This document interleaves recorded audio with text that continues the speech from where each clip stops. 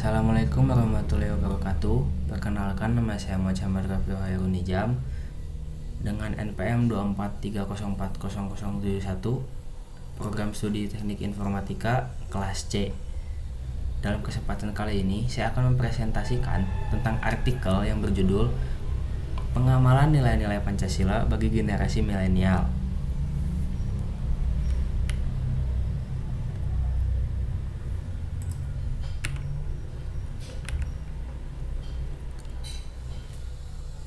Yang pertama, kita ada abstrak.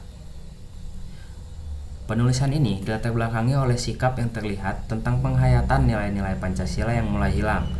Penulisan dilakukan berdasarkan kehidupan saat ini di mana masyarakat khususnya zaman milenial mulai menggeser pedoman hidup dari Pancasila. Hasil yang terlihat di lingkungan kehidupan saat ini, pergeseran dalam penerapan nilai-nilai Pancasila sudah lama terjadi dan sedikit demi sedikit semakin memprihatinkan sejalan dengan kemajuan iptek. Sikap individual lebih banyak terlihat dibandingkan sosial dengan orang lain. Namun ada juga beberapa yang masih bersosial dengan orang lain melalui diskusi bersama dalam sebuah forum. Tujuan penulisan artikel ini adalah guna menerapkan kembali nilai-nilai yang terkandung dalam Pancasila di kehidupan masa milenial saat ini.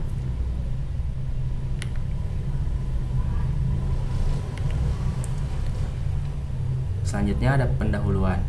Saat ini, nilai-nilai Pancasila dalam diri bangsa Indonesia mulai luntur seiring perjalanan waktu. Contoh kecilnya pada konsep nilai sila ketiga yang mengajarkan persatuan.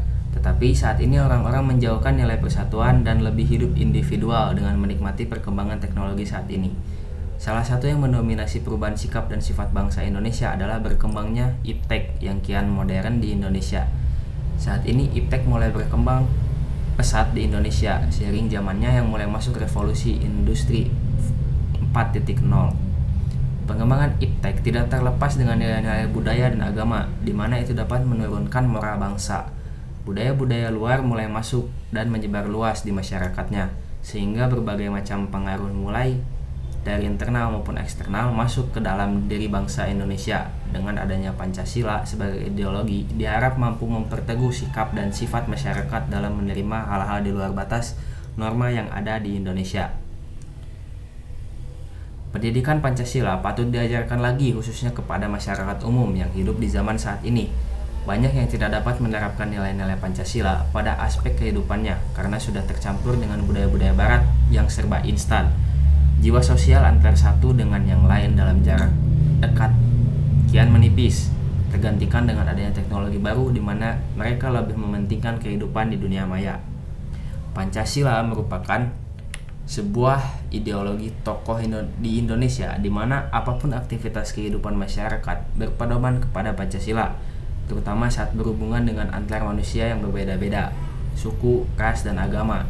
Maka dari itu, Pancasila mampu menjadi alat pemersatu bangsa Indonesia dan sumber nilai dalam kehidupan bermasyarakat, berbangsa, dan bernegara. Tidak hanya itu saja, Pancasila juga bisa menjadi dasar moral atau sikap dan tolak ukur tentang baik dan buruk, benar dan salah sikap, perbuatan dan tingkah laku bangsa Indonesia. Selanjutnya adalah latar belakang.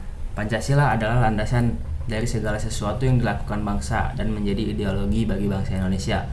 Pancasila menjadi pemersatu bangsa yang beraneka ragam suku, ras, agama dari Sabang sampai Merauke. Perkembangan Pancasila ini dimulai dari masa kerajaan hingga saat ini Indonesia sudah merdeka. Istilah Pancasila sudah dikenal sejak zaman Kerajaan Sriwijaya dan Majapahit, di mana aspek nilai-nilai sila-silanya sudah diterapkan di kehidupan masyarakat maupun kerajaan, meskipun belum dirumuskan secara konkret.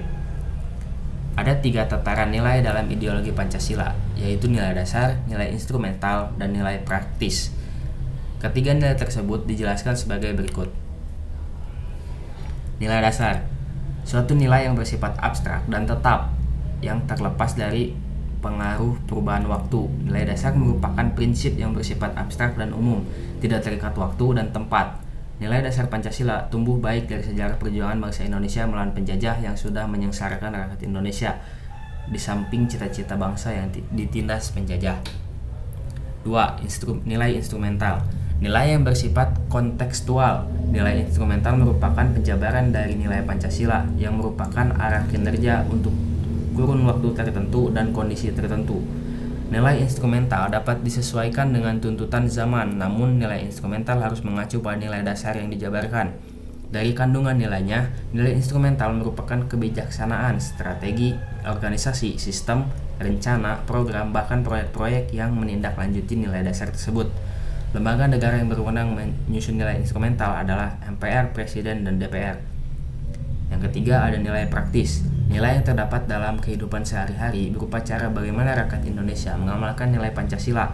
Nilai praktis banyak wujud penerapan nilai-nilai Pancasila, baik tertulis maupun tidak tertulis, baik dari cabang eksekutif, legislatif, yudikatif, oleh organisasi kemasyarakatan, badan ekonomi, pimpinan kemasyarakatan, bahkan oleh warga negara perseorangan.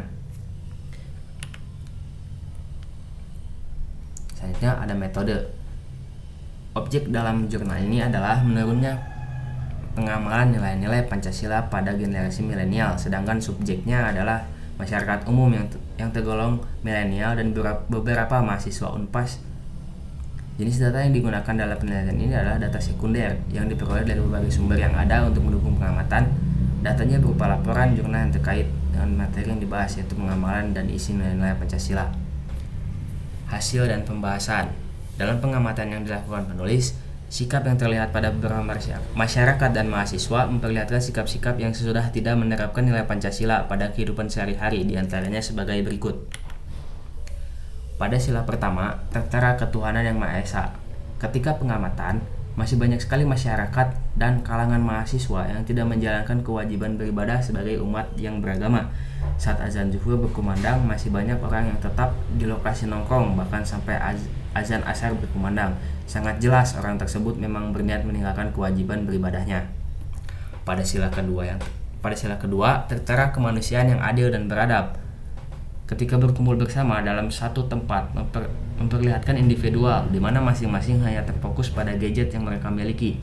Meskipun ada teman di sampingnya, mereka tetap saja memainkan gadget, seperti tidak mempedulikan orang di sekitarnya. Kemudian juga sering terjadi suatu kelompok yang tidak membela yang benar, justru membela yang salah karena teman kelompoknya yang terlibat melakukan kesalahan.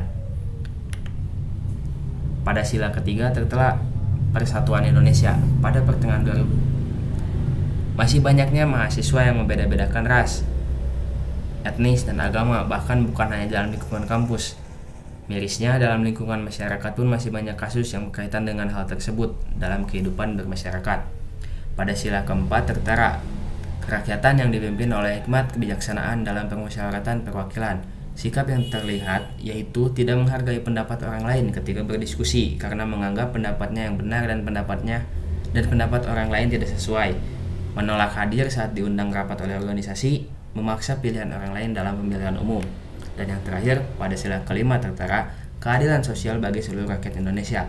Untuk sila ini, sangat banyak sikap yang terlihat tidak diterapkan, yaitu sikap dedikasi dan pergaulan masyarakat yang mana saling berkelompok dan memilih dalam berteman. Kemudian rasa gotong royong yang semakin lama memudar,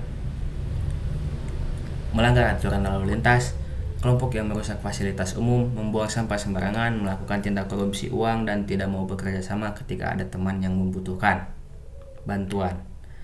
Dari kelima sila yang sudah dipaparkan di atas, terlihat jelas sikap yang dilakukan masyarakat dalam kehidupan sehari-hari tidak menerapkan nilai-nilai Pancasila yang sudah ditegakkan di Indonesia. Maka dari itu, perlulah dilakukan penanaman kembali nilai Pancasila pada generasi milenial. Kesimpulan yang saya dapatkan adalah Pancasila sebagai dasar negara mengandung makna bahwa nilai-nilai yang terkandung dalam Pancasila menjadi dasar atau pedoman masyarakat Indonesia.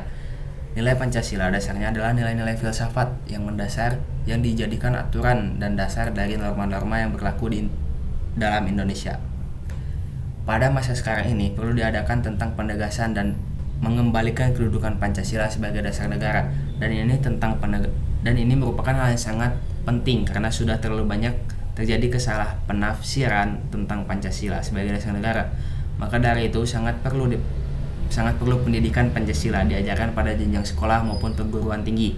Kita sebagai generasi penerus bangsa yang hidup di era milenial tentunya harus menerapkan nilai-nilai Pancasila dalam kehidupan sehari-hari agar apa yang kita lakukan sejalan dan sesuai dengan norma yang berlaku dan kita tidak sampai salah arah. Dengan kita menerapkan nilai-nilai Pancasila secara tidak langsung, kita juga sudah menghargai jasa-jasa pahlawan yang tak kenal putus asa dalam merumuskan rancangan Pancasila, di mana mereka menghadapi tantangan yang begitu besar. Mungkin sekian yang dapat saya sampaikan. Wassalamualaikum warahmatullahi wabarakatuh.